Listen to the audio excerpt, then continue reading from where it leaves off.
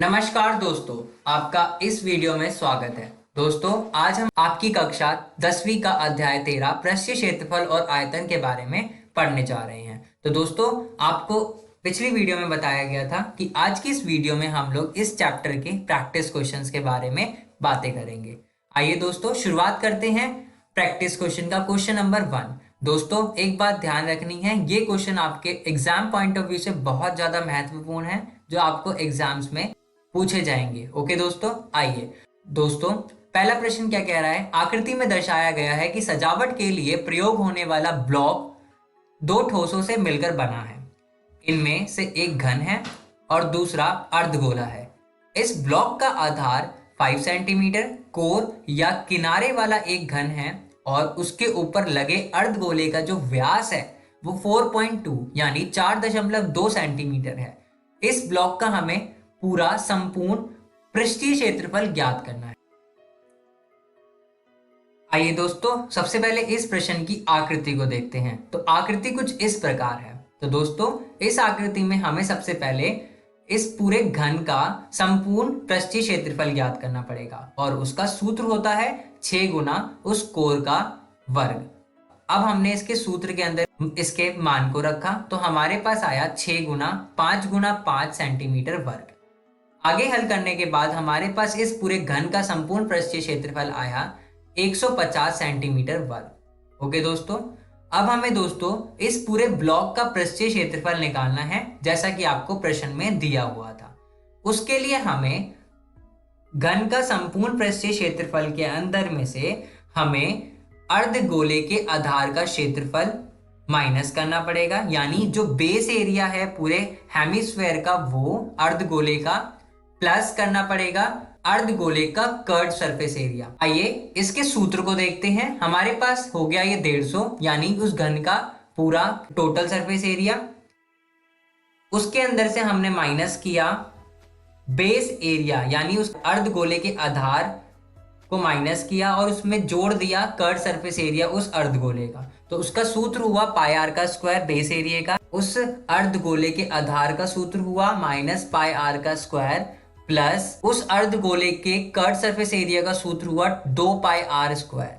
उसके बाद हमने इसको आगे हल किया तो हमारे पास आया 150 जमा pi R square. Pi R square आया, जब हम 2 पाई आर स्क्वायर में से माइनस पाई आर स्क्वायर करेंगे तो हमारे पास आएगा पाई आर स्क्वायर। अब हमने इसके अंदर इसके मानों को रखा तो हमारे पास आया 150 प्लस 22/7 गुना 2.1 गुना 2.1। आगे हल किया तो हमारे पास आया 150 जमा 13.86। उसके बाद आगे हल किया तो हमारे पास आया 163.86 सेंटीमीटर वर्ग। ओके दोस्तों, तो अतः हम यह कह सकते हैं उस ब्लॉक का पृष्ठीय क्षेत्रफल आया हमारे पास 163.86 सेंटीमीटर वर्ग।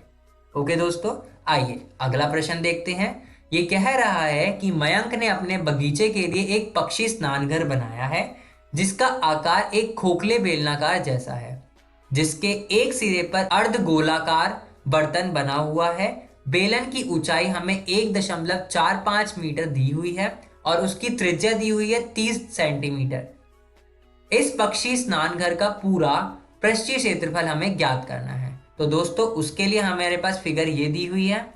आइए अब हम इसमें मान लेते हैं कि जो उस बेलन की ऊंचाई है वो h है और बेलन और अर्धगोले की जो उभयनिष्ठ त्रिज्या है वो क्या है, r है।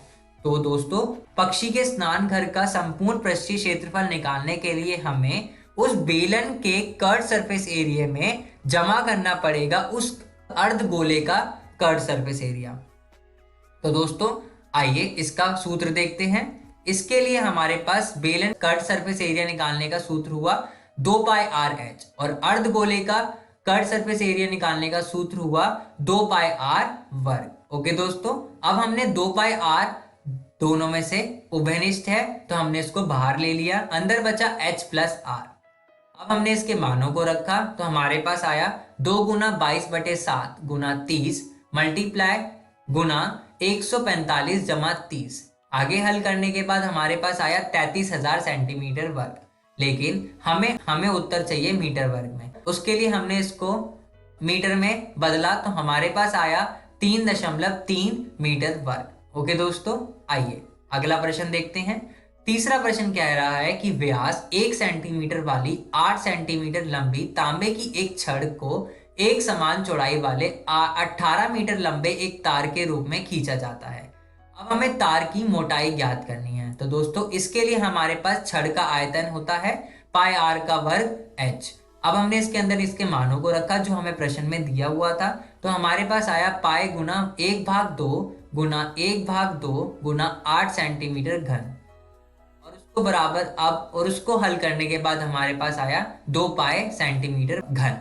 ओके दोस्तों, तो हमारे पास छड़ का आयतन आ गया। अब हमें समान आयतन वाले तार की लंबाई दी हुई थी 18 मीटर, लेकिन हमें मीटर में नहीं चाहिए, सेंटीमीटर में चाहिए। 18 मीटर को हमने सेंटीमीटर में बदला तो हमारे पास आया 1800 सेंटीमीटर। अब दोस्तों तार के जो हमारे पास अनुप्रस्थ काट की त्रिज्या जो है वो आर है, तो अब हमें इसमें आर का मान निकालना है। तो अगर हमें इसमें तार का आयतन निकालना हुआ तो हम कैसे निकालेंगे, पाई आर वर्ग मल्टीप्लाई एच, और हमारे पास इसमें आर नहीं है तो हमने लिखा पाई आर वर्ग गुना 1800। 1800 कैसे आया, इस तार की जो लंबाई दी हुई थी। अब हमने इसके लिए इसको आयतन छड़ के आयतन के बराबर रखा, तो हमारे पास आया पाई गुना आर वर्ग गुना 1800 सेंटीमीटर घन बराबर 2 पाई सेंटीमीटर घन। ओके दोस्तों, अब हमने जब इन दोनों को हल किया तो हमारे पास आया आर वर्ग बराबर 1/900। आर का मान आया हमारे पास 1/30 सेंटीमीटर। अतः दोस्तों तार अनुप्रस्थ काट का जो व्यास के दौरान व्यास से हमारे पास तार की चौड़ाई आई 1/15 सेंटीमीटर। अर्थात इसको आगे जब हम हल करेंगे तो हमारे पास कम से कम 0.67 मिलीमीटर उसकी चौड़ाई आएगी। ओके दोस्तों, आइए अगला प्रश्न देखते हैं। प्रश्न 4, धातु से बनी एक खुली बाल्टी शंकु के एक छिन्नक के आकार की है जो उसी धातु के बने एक खोखले बेलनाकार आधार पर अध्यारोपित है। इस बाल्टी के दोनों वृत्ताकार सिरों के व्यास 45 सेंटीमीटर है और 25 सेंटीमीटर है, तो हमें इसकी त्रिज्या निकालनी पड़ेगी।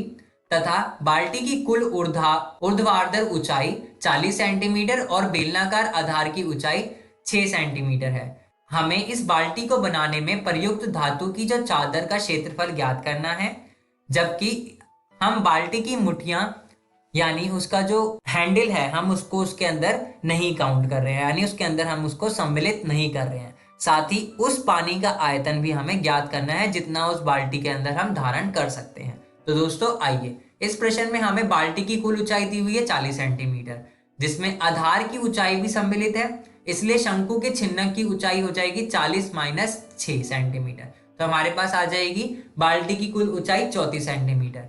और अतः शंकु के छिन्नक का हमें अगर तिर्यक ऊंचाई निकालनी है तो उसका सूत्र होता है L बराबर घनमूल h वर्ग प्लस R1 का वर्ग माइनस R2 का वर्ग।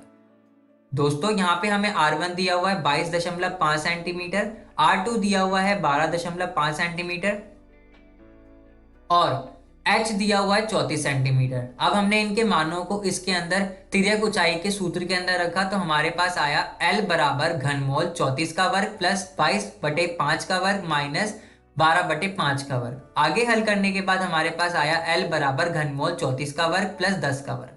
आगे जब हमने इसको हल किया तो L का मान आया 35.44 सेंटीमीटर। तो दोस्तों यहाँ से हमें तिर्यक ऊंचाई मिल गई छिन्नक के।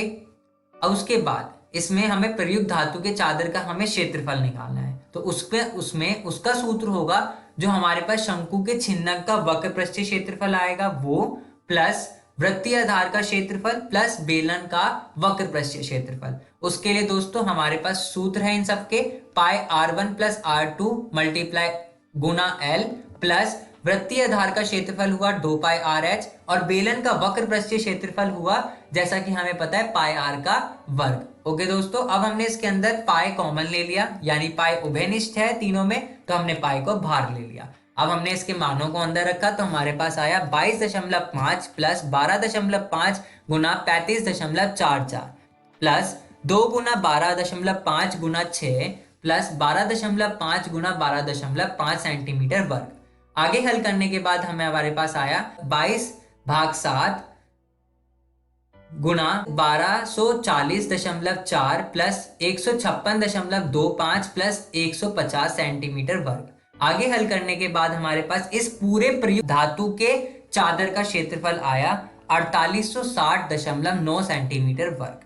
ओके दोस्तों, तो आज की इस वीडियो में हमने क्या सीखा दोस्तों, इस पूरे चैप्टर के ऊपर प्रैक्टिस क्वेश्चन जो एग्जाम परीक्षा के माध्यम से बहुत ज्यादा महत्वपूर्ण थे। ओके दोस्तों, अगर आपको और भी अच्छे अच्छे क्वेश्चंस करने हैं तो आप अपनी एनसीईआरटी कक्षा 10वीं की बुक का भी प्रयोग कर सकते हैं। धन्यवाद दोस्तों।